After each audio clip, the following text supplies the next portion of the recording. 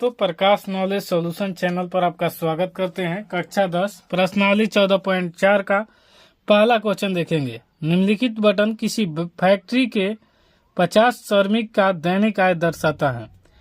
दैनिक आय रुपये में है, उसके बाद श्रमिक की संख्या है। जैसे 100 से 120 12 है, 120 से 40 रुपये में 14 है, 140 से 60 रुपये में 8, 160 से 80 में 6, 180 से 200 में 10 है।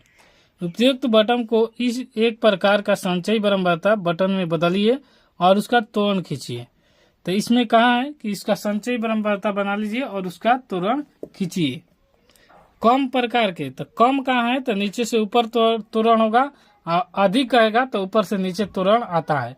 तो त्वरण निकालने के लिए ग्राफ पहले इसके लिए संचयी बारंबारता हमें जरूरी है। आइए संचयी बारंबारता निकाल लेते हैं। ये डाटा हमने लिख लिया और इसका श्रमिक दिया हुआ है 50, लेकिन इसके संचयी बारंबारता निकालने के लिए आपको पता है कि ये दोनों निकालना जरूरी है।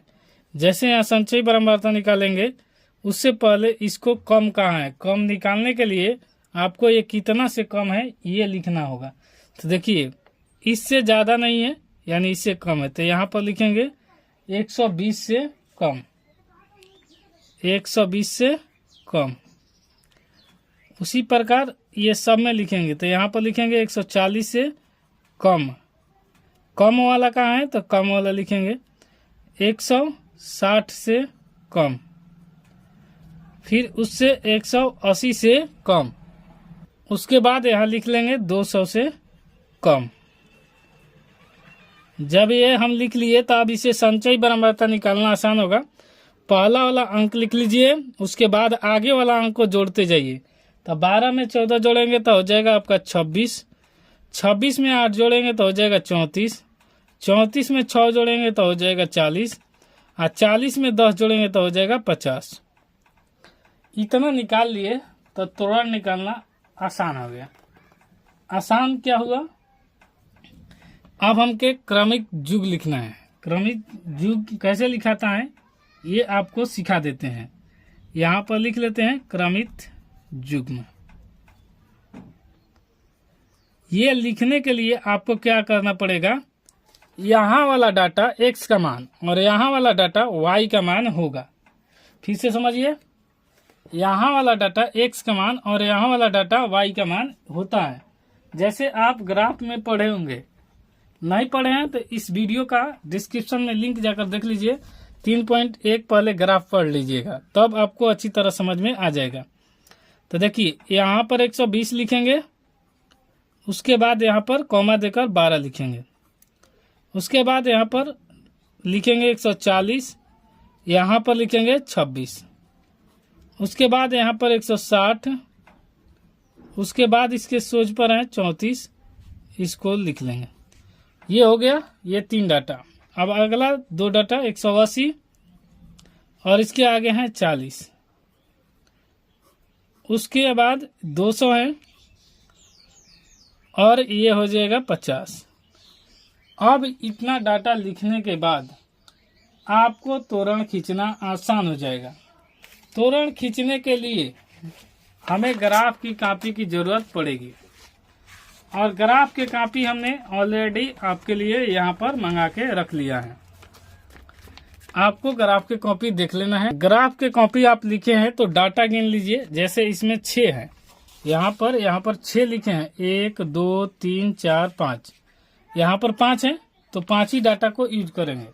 तो यहाँ पर ग्राफ में ऐसे आप गिन लीजिएगा कि ये 1 2 3 4 5 इधर होना चाहिए, 5 उधर होना चाहिए, 1 2 3 4 5, क्योंकि आप जानते हैं कि यहाँ पर होता है x और यहाँ पर होता है x माइनस।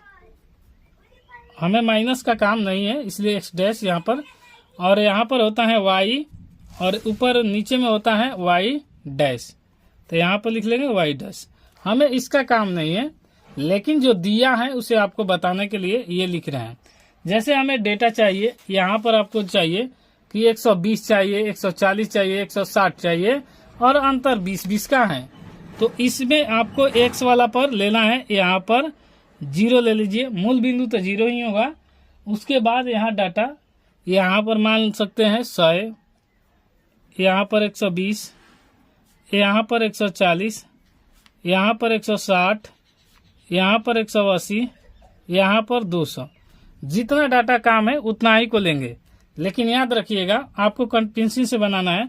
आप चाहें तो यहाँ 120 से ही डाटा को स्टार्ट कर लेंगे। आपको लिखना होगा ऊपर में या फिर जहाँ पर त्वरण बना है कि हमने एक बॉक्स बराबर एक्स अक्ष पर 100 माना है, और ऊपर वाला वाई अक्ष पर हमने देखा है कि इसमें 12, 26, 34, 40, 50 का काम है, तो हम 10 का रेंज लेते हैं। तो वाई अक्ष पर हम क्या लिखेंगे? 10 वाला। तो यहाँ लिख लेते हैं 10, 20,